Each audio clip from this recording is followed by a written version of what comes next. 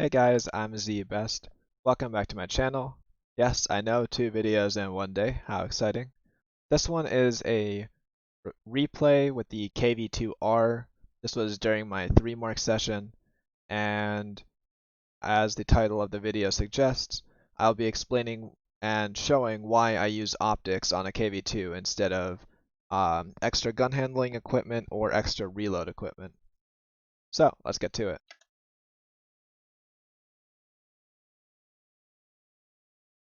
So, bottom tier on Studzianki, standard game mode, and it is not the worst matchmaking in a sense because KV2 actually does do pretty well against tier 8s.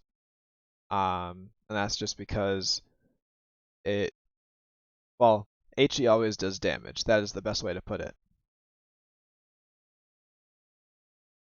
So, as the video title suggests, I do run optics on my KV2. I don't remember if this was before or after I put full purple.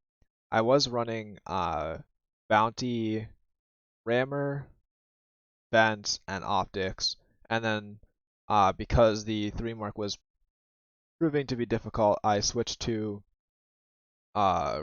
purple, rammer, vents, and optics. Basically, trying to max out my V range and my reload at the same time. The thing with RNG tanks such as the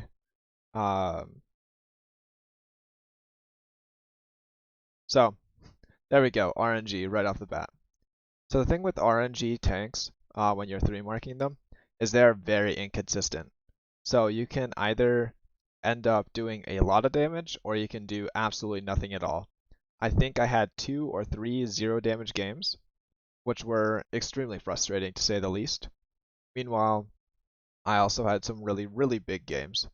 So it goes both ways, and that is why 3-marking RNG tanks is so frustrating. Optics is one of those things that actually helps not mitigate RNG, but it allows for more mistakes because you'll typically spot and get some spotting assist. Like I got the spotting on that VK2801. If I didn't have optics, I probably would not have spotted him. And that was like 400 assists, so. I actually splashed myself there. It's kind of dumb, but what you gonna do? The KV-2R has to be one of the most frustrating 3-marks I've done in recent memory. I think I played 48 games to get from 91% to 95%. So it was a great struggle trying to raise the last couple percent. That's mostly because the requirements were like 2100, which is about as high as the lower third of the tier 8 3-marks. So basically has the requirements of a tank 2 tiers higher. Like even the tech tree KV2 only has, I think it was 1800 requirements. Anyways, that was a tier 8 heavy that I just did, I think, almost 700 damage to uh, after a couple shots. So right here, I'm down 700 hit points and 2 tanks. And unfortunately, that shot does not hit.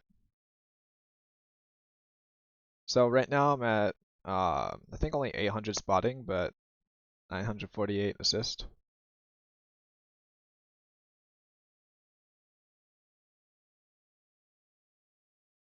So I will be first to say I do not enjoy Studzianki very much.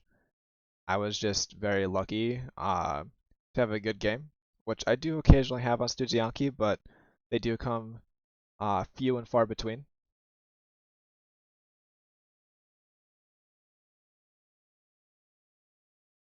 So we're down 3 tanks now and even more HP. I'm when I was playing this, I did not expect that to hit, or it looked like it was not going to hit.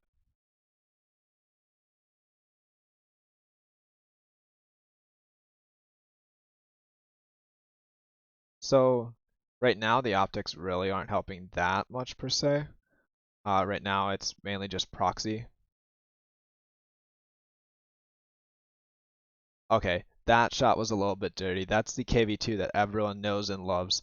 I penned the STRV S1's Cupola for almost 1,000 damage.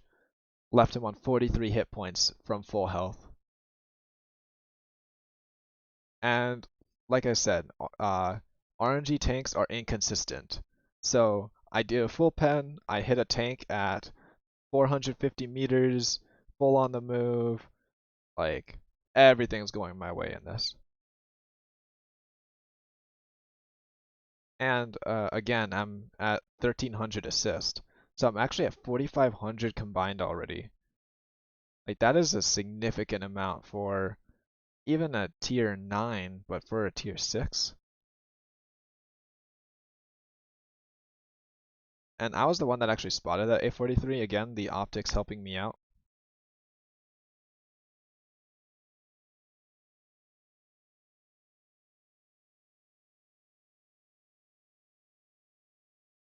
So KV2R, KV2, both of them, they're literally identical except in name. Um, yeah, they can be quite a lot of fun. Like this battle right here. And I also struggled mightily on another 20 games that I'm not showing. So just to get the 2,100 damage just to not lose mark. So it was definitely quite the struggle. I don't know if you guys can also tell I carry a lot of AP. I did not fire much in this game. I don't think I fired any at all. But when facing facing when I'm facing tier 6 and 7 tanks, I do fire it a lot.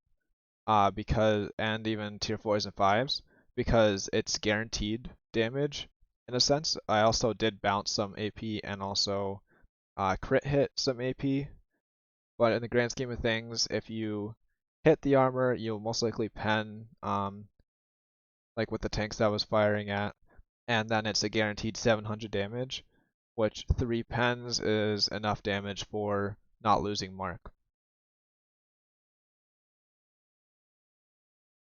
So what was a really bad situation now has become a, well, I guess you can say good situation, because we're up tanks, we're even on hit points, and we've taken the entire map.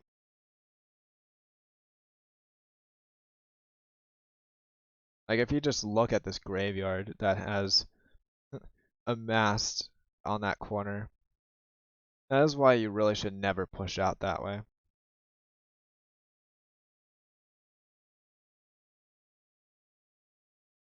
Anyways, I think that's the rest of the damage that I have accumulated. I don't think I uh, did anything else this game, but yeah, so I think you should always run your tanks with maximum view range, meaning 445.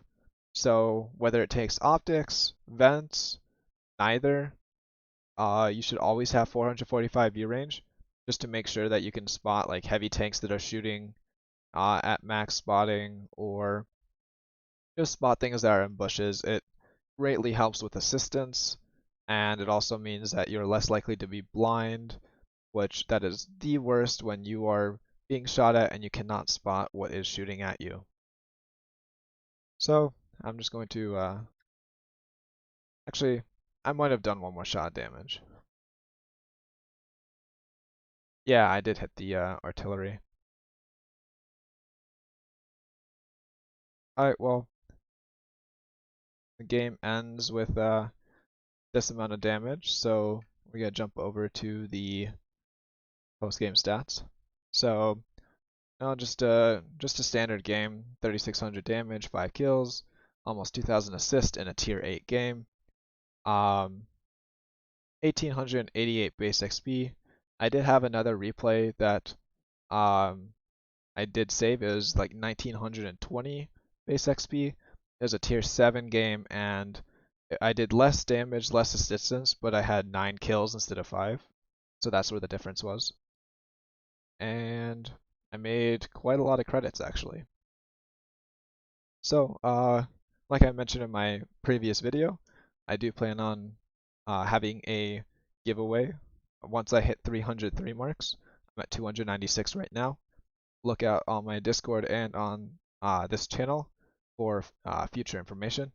And if you guys like this, hit the like button, subscribe, and I will see you guys around.